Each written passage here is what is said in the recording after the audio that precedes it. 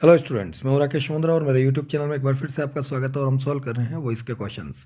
पिछले वीडियो में हमने 25 क्वेश्चंस कर लिए थे। आज के वीडियो में 26वां क्वेश्चन लेते हैं। 26वें क्वेश्चन में जब अपन देखते हैं यहाँ पर सेकंड फॉर्म है और हमारा एक रूल है कि जो एक्टिव वॉइस का टेंस हो वो का वही पैसिव का टेंस होना चाहिए और जो पैसिव का टेंस हो वो का वही एक्टिव का टेंस होना कंपलसरी है। तो यहाँ पर पास्ट टेंस आया, पास्ट सेकंड फॉर्म है यानी कि पास्ट सिंपल टेंस है। तो पास्ट सिंपल है तो इसका मतलब है कि ऑप्शन में या तो आपको वाज मिलना चाहिए और वर मिलना चाहिए।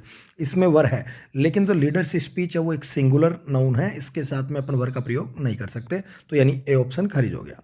अब चलते हैं इसके बी ऑप्शन के ऊपर। तो बी ऑप्शन में अपन देखते थे leaders speech in loudly cheered, ये इसमें वाज या वर कुछ आया ही नहीं, तो ये वैसे खारिज हो गया। और अगले में सी में the audience loudly cheered the leader, इसमें ये वाज या वर कुछ भी नहीं आया, इसलिए ये भी ऑप्शन खारिज हो गया। उत्तर पढ़ने की आवश्यकता ही नहीं है, उत्तर डी होगा। और उत्तर है the speech of the leader was loudly cheered by the audience. Question number 27 upon students देखते हैं। Someone is following us, right. तो अपना एक रूल है, सबसे पहला रूल भाई कि टेंस सेम होना चाहिए। तो यहाँ पर अपन देखते हैं कि इज आया, राइट। तो ये प्रेजेंट टेंस है, तो नीचे भी कम से कम प्रेजेंट होना चाहिए, पहली शर्त हमारी ये है। लेकिन यहाँ पर वर आया इसलिए ये खारिज हो गया।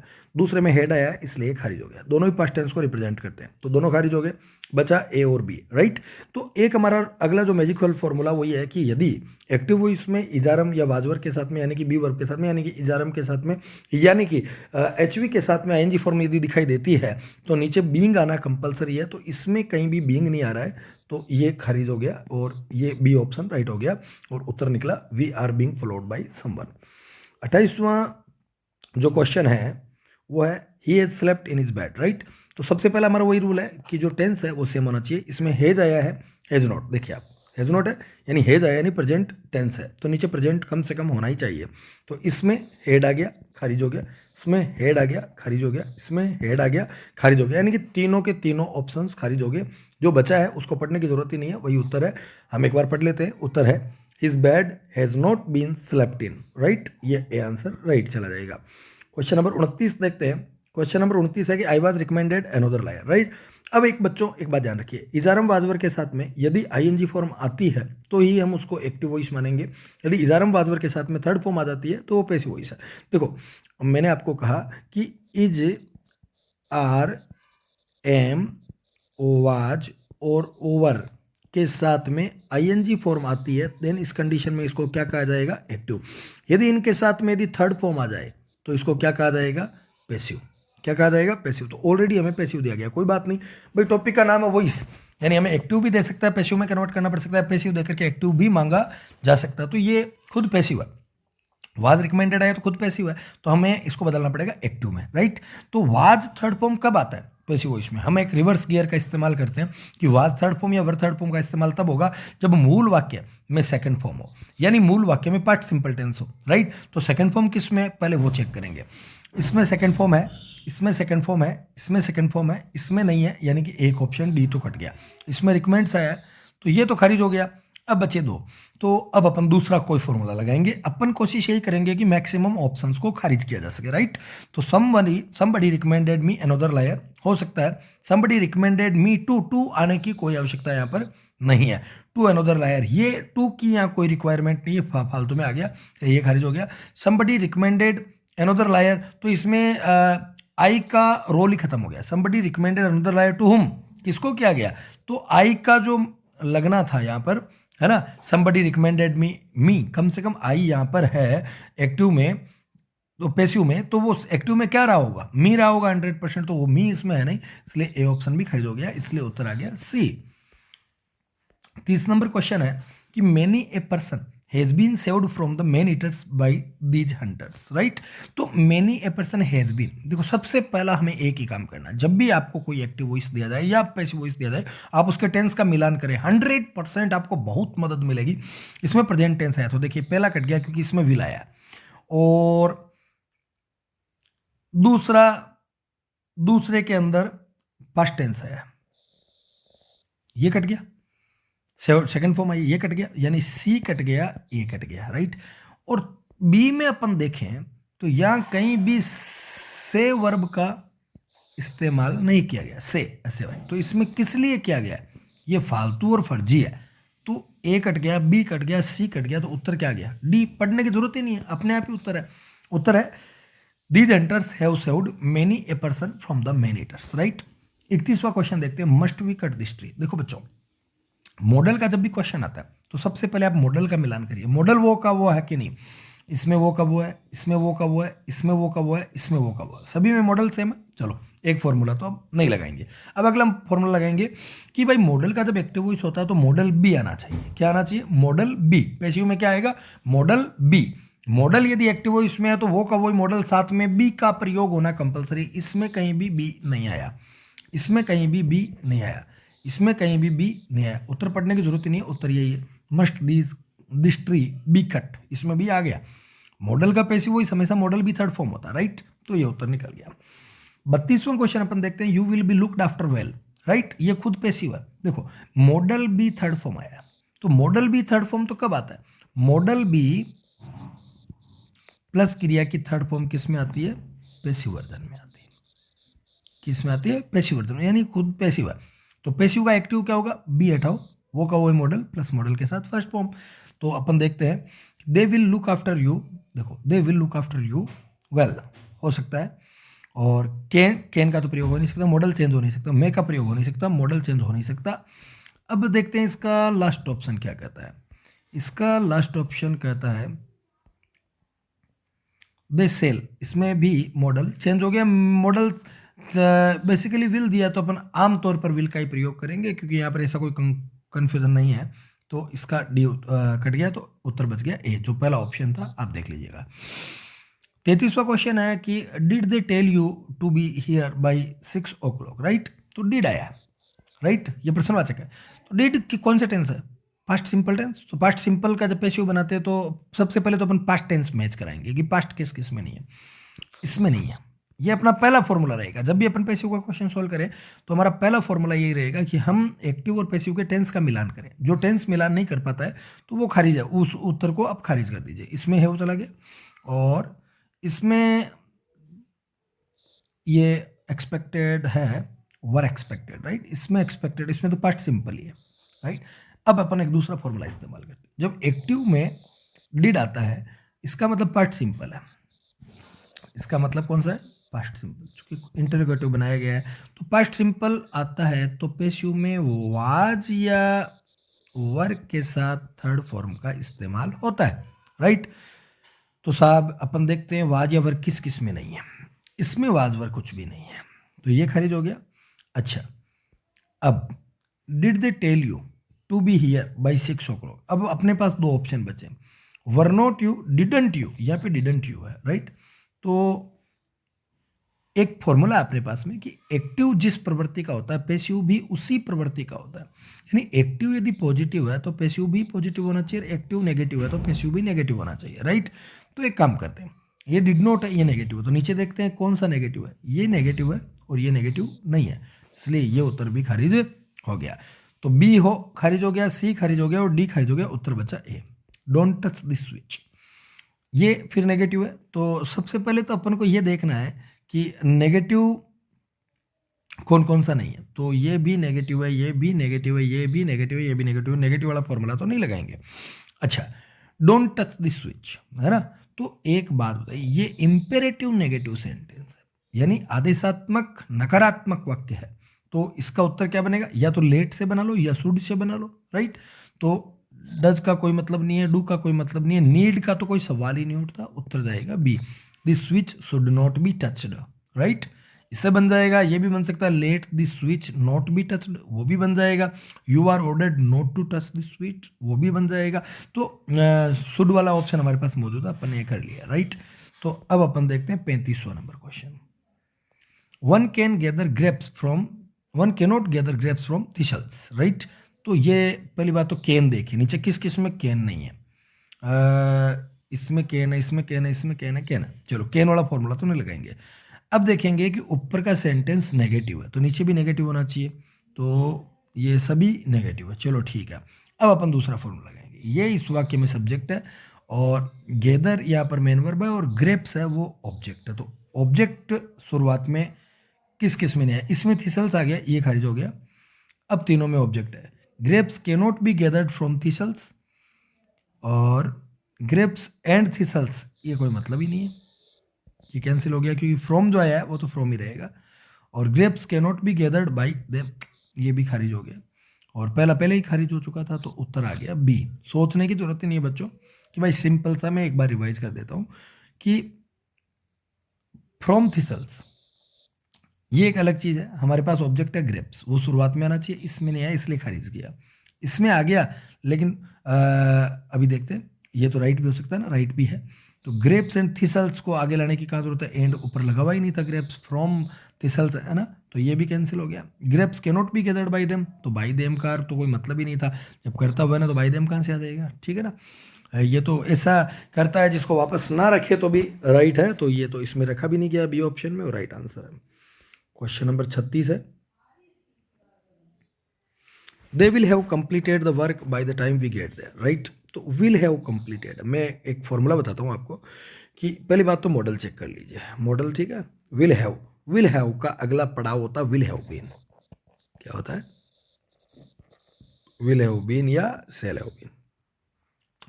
इसमें नहीं है, इसमें नहीं है, दो तो खारिज हो गए। इसमें the work will have been completed by the time we get there, ये हो सकता है। The work will have been completed by the time we have got there, नहीं, यहाँ पे क्या वी गेट देयर, इस फॉर्मेट का तो अपन हैव गेट करेंगे ही कैसे, हैव गोट करेंगे ही कैसे भाई, यहाँ पर तो है वी गेट देयर, तो पैसिव में वी हैव गोट देयर कैसे हो जाएगा, तो ये तो होगा नहीं, तो उत्तर आ जाएगा बी। एक बार अच्छे से वापस रिवाइज कर लीजिएगा उत्तर को कि मैंने कैसे उत्तर निकाला, आपको समझ में आ जाएगा, राइट। तो स्टूडेंट क्वेश्चन नंबर 37 देखते हैं कि you will have to pull down this skyscraper, as, यहाँ पर एज एक कंजंक्शन के रूप में है, you have not compared with the town planning regulation, right. तो यहाँ पर दो सेंटेंस है, एक ये वाला, एक ये वाला है, तो दोनों सेंटेंस है तो दोनों का पेशू बनाना पड़ेगा, राइट। तो अपन देखते हैं, पहले में विल हैव है ना, will have to, will have to, तो जब भी याद रखिए बच्चों, कोई भी हैव टू का फॉर्मेट आता है ना, तो have to be third form में बदल जाता हो, किसमें बदल जाता है, have to be third form में। तो हैव टू है तो have to be pulled down होना चाहिए, will have to be pull down, तो टू बी के साथ तो पुल्ड डाउन होना चाहिए, पुल्ड, तो यहां पर ये खत्म हो गया।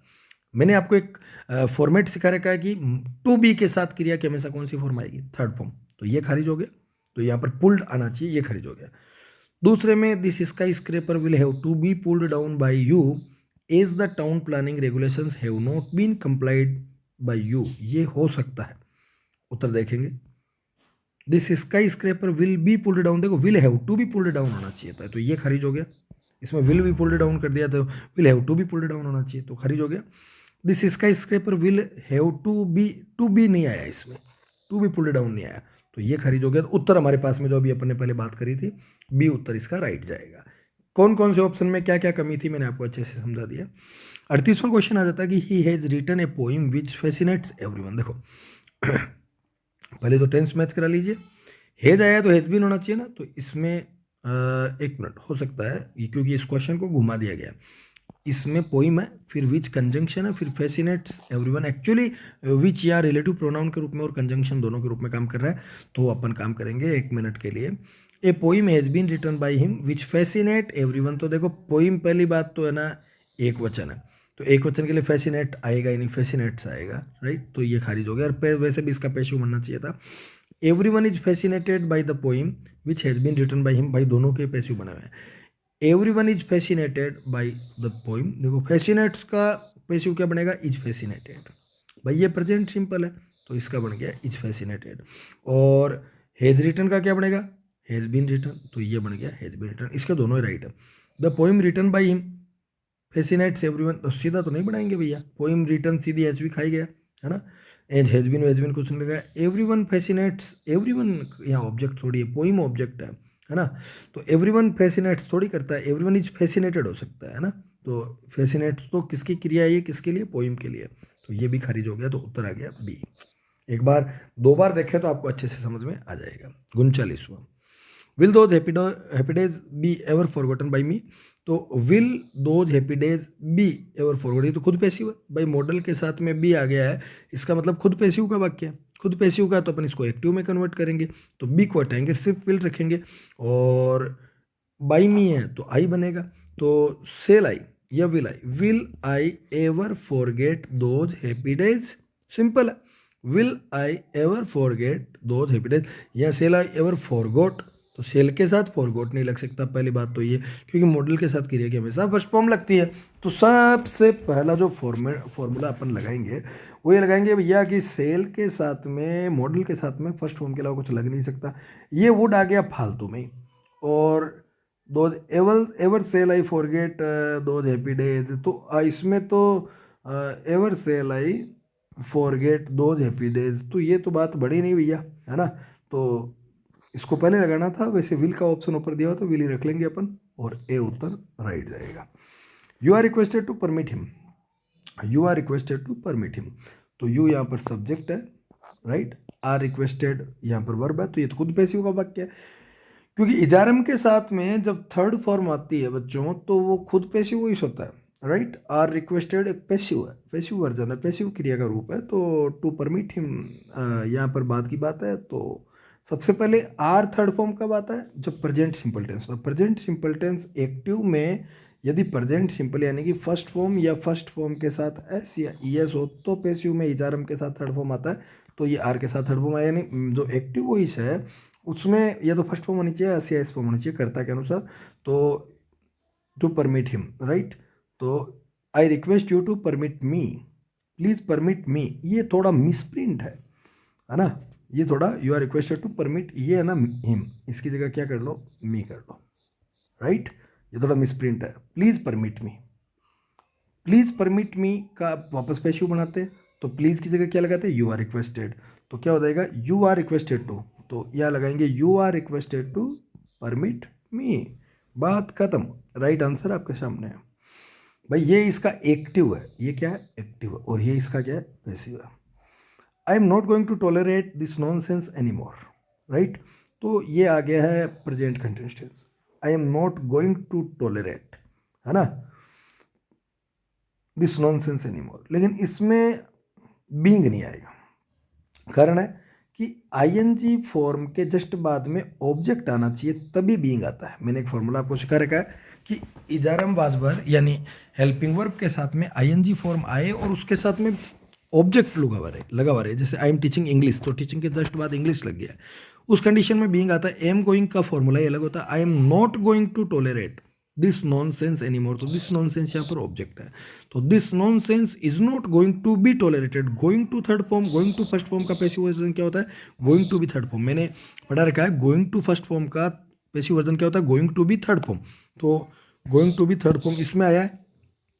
गोइंग टू बी, इसमें बीइंग किस लिए आया, फालतू के अंदर नहीं आएगा, इसमें बीइंग आ गया फालतू के अंदर नहीं आएगा, इसमें बीइंग आ गया नहीं आएगा, उत्तर जाएगा ए। ये बीइंग क्यों नहीं आएगा, क्योंकि मैंने आपको पहले भी अभी बताया कि भैया आईएनजी फॉर्म के जस्ट बाद में ऑब्जेक्ट जुड़ता है तो पेशो इसमें बीइंग देखने की आवश्यकता है, नहीं तो बीइंग देखने की कोई आवश्यकता नहीं है, क्योंकि गोइंग टू का अपना फॉर्मेट होता है। गोइंग टू फर्स्ट फॉर्म को गोइंग टू भी थर्ड फॉर्म में बदल दिया जाता है। अब चलते हैं 42 नंबर क्वेश्चन पे। The boys were being laughed eight by the passers bye on the busy थॉरोफेयर last evening. The boys were being laughed eight, were being laughed eight यानी तो खुद पास्ट कंटिन्यूअस का पैसिव वॉइस है। Past continuous में क्या होता है, was या वर प्लस आईएनजी, ये तो होता है पास्ट कंटिन्यूअस का एक्टिव, और इसका पैसिव वर्जन क्या होता है, वाज या वर प्लस बीइंग प्लस वर्ब की थर्ड फॉर्म। तो ये हमें देखने के लिए मिल रहा है अभी, was were being third form देखने के लिए मिल रहा है। The boys were being laughed, तो ये तो खुद पास्ट कंटिन्यूअस का पैसिव, तो एक्टिव में हमें पास्ट कंटिन्यूअस देखना पड़ेगा। तो the passers bye laughed eight the boys, ये तो होगा नहीं क्योंकि वाजवर आईएनजी आना चाहिए। अब देखते हैं अपन, ये देखिए द पासर्स वर लाफ्ड कैसे होगा, वाजवर आईएनजी होना चाहिए, तो वर लाफिंग ये उत्तर हो सकता है। None of the boys, the boys were laughing at the boys, ये थोड़ा सा मिसप्रिंट हो गया बच्चों, आपको ध्यान देखना पड़ेगा। पहले अपन सवाल को देखेंगे। सवाल कहता है कि the boys were being laughed eight by the passers bye, यानी पासर्स बाय हंस रहे थे बॉयज के ऊपर, तो एक्टिव में अपन शुरुआत में पासर्स बाय करेंगे। ये देखो the passers bye were laughing at the boys, तो यहाँ पे इसको ये मिसप्रिंट है, इसकी जगह करना है the passers by, passers by, right, और सी उत्तर चला जाएगा इसका। 43वां, the police are questioning Mr and Mrs Sharma, right. तो आर क्वेश्चनिंग प्रेजेंट टेंस है, तो सबसे पहले तो हम टेंस चेक करेंगे, राइट। तो सबसे पहले टेंस से भी इंपॉर्टेंट, अब थोड़े आप फास्ट फॉरवर्ड हो गए होंगे, यानी आपको कॉन्सेप्ट्स का पता चलने लग गया होगा अच्छे से कि आर क्वेश्चनिंग है तो टेंस मिलान करने के बजाय अपन सीधा एक कॉन्सेप्ट पे काम करते हैं। आर क्वेश्चनिंग है यानी प्रेजेंट कंटिन्यूअस है, तो नीचे प्रेजेंट कंटिन्यूअस प्लस बीइंग होना चाहिए, प्रेजेंट कंटिन्यूअस की एचवी प्लस बीइंग होना चाहिए। तो Mrs and Mr Sharma are question गलत बात, हैव गलत बात, हैव गलत बात, आर बीइंग क्वेश्चन राइट बात। Mrs and Mr Sharma, Mr and Mrs Sharma are being, क्योंकि ऊपर प्रेजेंट कंटिन्यूअस है तो नीचे प्रेजेंट कंटिन्यूअस के एचवी के साथ में बीइंग लगा के थर्ड फॉर्म लगाना। Mr and Mrs Sharma are being questioned by the police. Before the invented printing people had to write everything. देखो ये बिफोर या कंजंक्शन के तौर पे है। Before they invented the printing, यहाँ पे कॉमा लगाया हुआ है, यहाँ छपा हुआ नहीं है। People had to write everything by hand, तो ये दो सेंटेंस दोनों का पेशू बनाते हैं। बिफोर प्रिंटिंग वाज इन्वेंटेड, पहले का बन गया। इन्वेंटेड क्रिया की सेकंड फॉर्म है तो पास्ट कंटिन्यूअस की एचवी काम में लेंगे वाज और third form. Printing was invented, everything had to be written by hand, ये बिल्कुल सही उत्तर है, लेकिन फिर भी देखते हैं। Before printing was invented by them everything had to be written, ये आगे हैंड वाला तो पोर्शन खा ही गया। Before printing was invented people had to write, इसका पेशो इसने बनाया ही नहीं। Before printing was invented everything was written, everything या ऊपर दिया है कि पीपल हैड टू राइट, तो हैड टू का फॉर्मेट पेशो क्या बनेगा, had to be written, had to be third form आना चाहिए, तो ये भी खारिज हो गया, तो उत्तर आ गया ए। 45वां जो क्वेश्चन है वो, did anyone ever make it clear how one operates this machine. देखो अब देखो इसमें भी ये कंजंक्शन के तौर पे काम करेगा। वन ऑपरेट्स द मशीन और did anyone ever make it clear, ये दो सेंटेंस है तो दोनों का पेशू बनाएंगे। डिड है तो पास्ट सिंपल है तो पास्ट कंटिन्यूअस वाजवर का प्रयोग करेंगे, तो इसमें डी तो बी तो खारिज हो गया क्योंकि डिड का डिड ही आ गया, क्योंकि डिड एक्टिव में आया तो पेशू में तो वाजवर आना चाहिए, तो ये खारिज हो गया। Was it ever made clear, was it ever made clear, anyone वापस शुरुआत में रहेगा नहीं, ये इसमें गलत है। वाज एवर इट गलत हो गया, वाज हाउ गलत हो गया। Was it ever made clear how the machine is operated, उत्तर है राइट। तीन तीन ऑप्शन खारिज हो रहे हैं तो उत्तर बिल्कुल आसानी से आपके सामने आ जाता है। Do you expect your parents to come from Hyderabad today, do you expect, ये प्रेजेंट टेंस है। प्रेजेंट में देखो भैया पास्ट का कोई काम नहीं है, इसको खारिज कर दीजिए, पास्ट का कोई काम नहीं है, इसको खारिज कर दीजिए। और अब डू है तो ये डू किस कौन सा टेंस है, प्रेजेंट सिंपल, कौन सा टेंस है, प्रेजेंट का सिंपल। प्रेजेंट का सिंपल है तो क्रिया किसकी काम में आएगी, प्रेजेंट के कॉन्टिन्यूअस की, कंटिन्यूअस यानी इधरम, तो ये खारिज हो गया। तो ये देखिए आ रही है इसमें, प्रेजेंट कंटिन्यूअस की क्रिया काम में लेंगे, प्रेजेंट सिंपल की क्रिया काम में थोड़ी लेंगे, तो इसको खारिज कर देंगे, ये उत्तर आ जाएगा। अब जो आगे है वो है वाई आर यू और रेजिंग ह्यू एंड क्राई, तो ये देखो ये एक्टिव है, आर यू रेजिंग, ये प्रेजेंट कॉन्टिन्यूअस टेंस है। प्रेजेंट कॉन्टिन्यूअस टेंस का फॉर्मेट क्या है कि प्रेजेंट कॉन्टिन्यूअस है तो प्रेजेंट कॉन्टिन्यूअस ही वापस काम में आएगा, साथ में बीइंग लगेगा, तो a hue and cry, why are थोड़ी बात जमी नहीं क्योंकि ए ह्यू एंड क्राई एक वचन है, राइट, ए की मॉडिफायर का प्रयोग हुआ है, तो ये खारिज हो गया सबसे पहले ये।